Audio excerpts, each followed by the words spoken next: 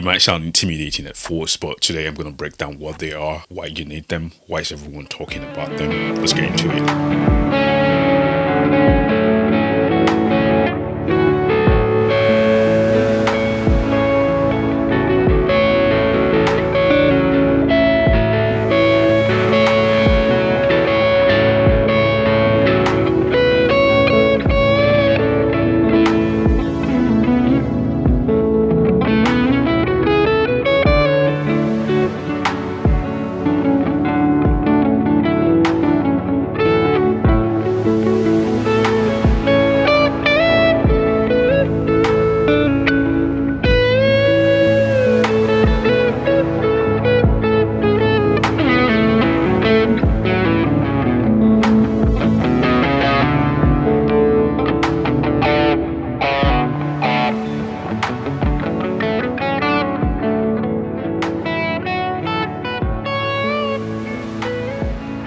Plugin dates back to when you still have analog mixing console and you get external hardware and then you plug that in, either a compressor, an EQ, and then you just add that to your existing console to add to your own mixing software, so you can send through or process effects and send them back to your recording track back in the analog studio days. So now that we're all using digital workstations, there's no really recording console anywhere except high-end studios, and who can really afford a console at home? And if you can't afford that at home, maybe you shouldn't have a home studio in the first place. But let's not let me not digress. So what plugins are, they are like features or effects within your audio unit that let you add those effects real time and let you record them or monitor them from your audio interface. So since there are plugins, why can they be standalone? Now, standalone is quite different because it would just be on your computer as an app. And if the goal is to record it, there will be a lot of audio routing and you don't want to deal with that nonsense.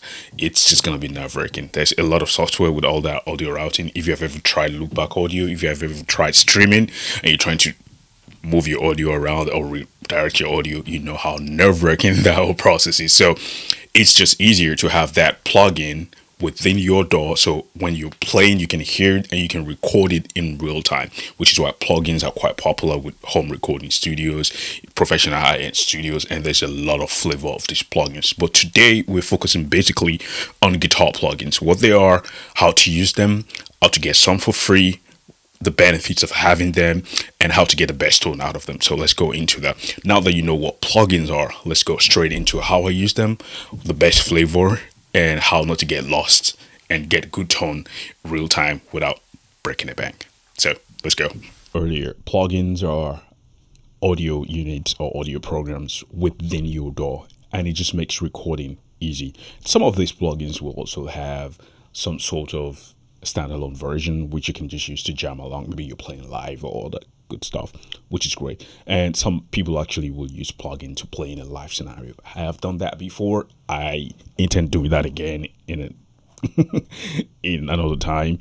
But for today, we're just focusing on what plugins are and why they are quite important and how they can actually make you record better, practice better, and play better without much commitment when it comes to putting stuff together.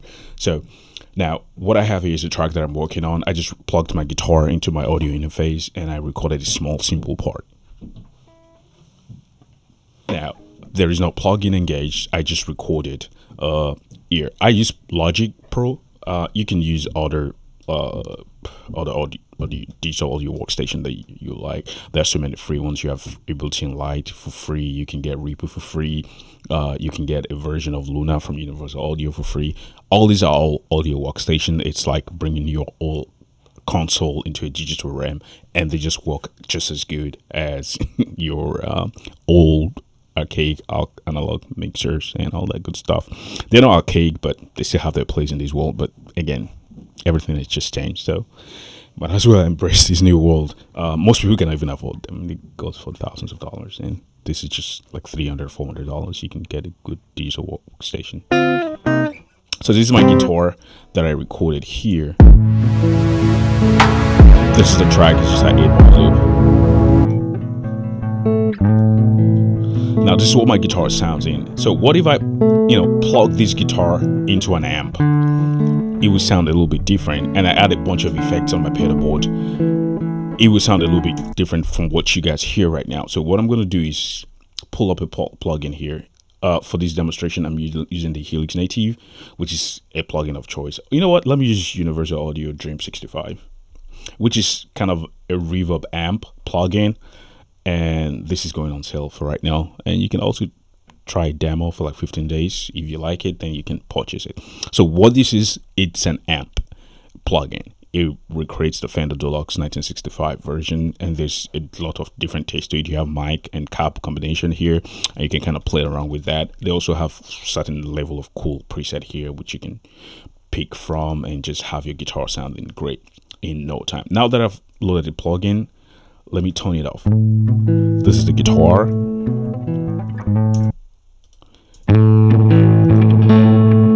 Now all of a sudden with a guitar amp, it sounds different, so I can kind of audition tones here.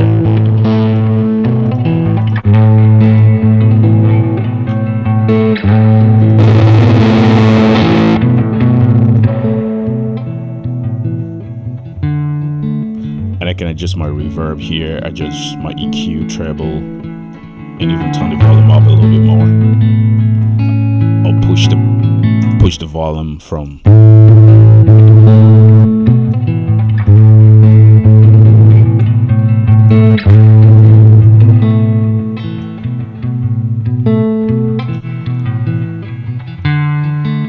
notice I just changed the microphone and the on the cab, which is the SM57 here on the Oxford cab settings here, and that just brightened it up a little bit more. So the possibility here is nearly endless. Now my guitar is still plugged, so it's not just limited to the guitar parts that you've played already. I have my guitar here. This is an Epiphone E35 355. I just never know the model. It sounds great. I love the guitar, and you can still play along live with live monitoring with this. And if I just engage that, so instead of plugging into an amp, plugging into a speaker, and then send, I just connect my guitar straight into my audio interface with just one cable, and I can get this great tone. One other thing you want to adjust your latency on your audio unit. It might be different for you depending on your workstation, but they all have similar naming sequence. The buffer size that I'm using is 128. You can go as low as 64. The lower these numbers are, the lower the latency, and that's how long it takes for your guitar to travel into your audio interface and back to your speakers, and it's just a whole long journey that way. And so the distance, or the how long it takes for you to hear the processed audio from your computer, how fast that happens, depend on your buffer size. So 64 and 128 are kind of good. You can play around and see. Anything above 256, you will hear some latency, but anything lower than that, you should be good. I usually use 128, but for this demonstration, I will use 64.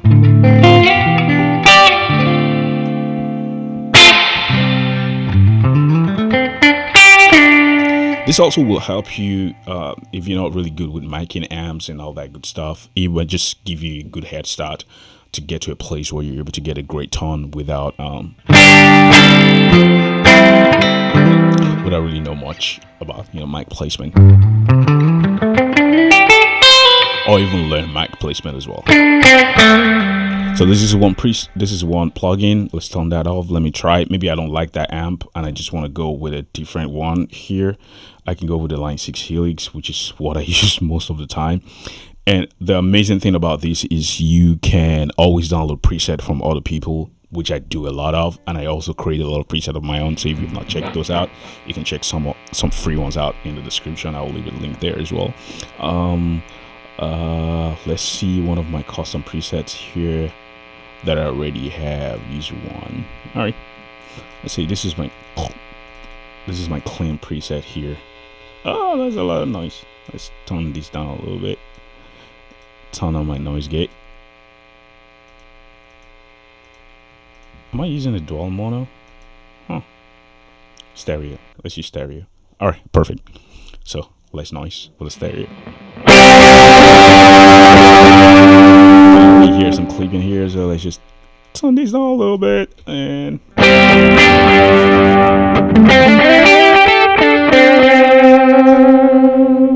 that's a lot of delay. I don't need that vibe. So let's just go to one of my clean preset here. Clean and sweet.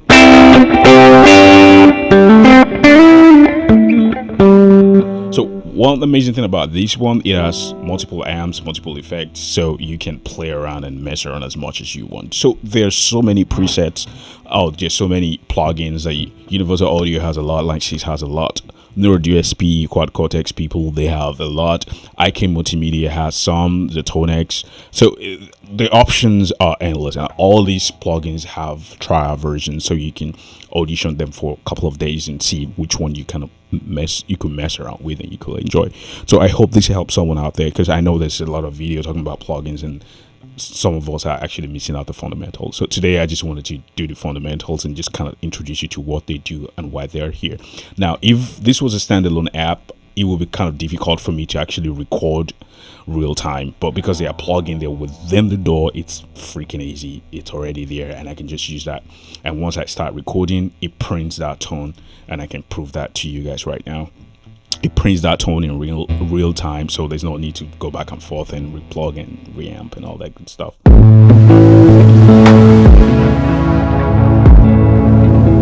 So let's say I want to record a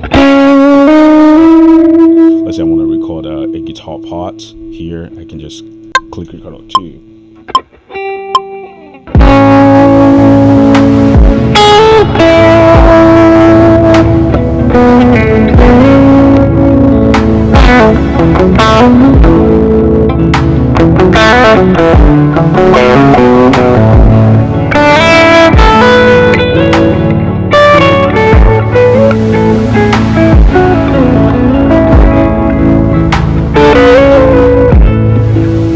So now you can already hear it already has the same feel like you would get from a tube amp. The response is great. It's just as good. There's really nothing you giving up here with using plugins. If you notice, when I was playing hard, you could hear the overdrive kicking, and when I played softly, it cleaned up a little bit more. So these are the dynamics you get from like using analog gears, and this has been recreated perfectly to in the digital realm. So yeah, if you want to get into plugins, it's a cheaper way to audition amps that you can afford. I'm not saying analog gears don't sound good, but it's 2024.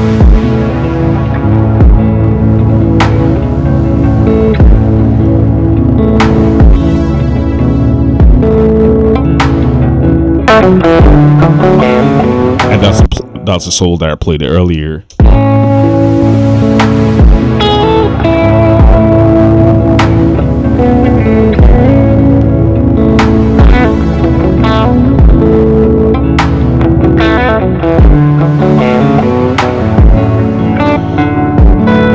So you can, the possibilities here is close to endless with plugins. So I hope this helps and this makes a lot of sense to you guys. And if you want more videos for me to go into more details with all these plugins and all that good stuff, let me know in the description.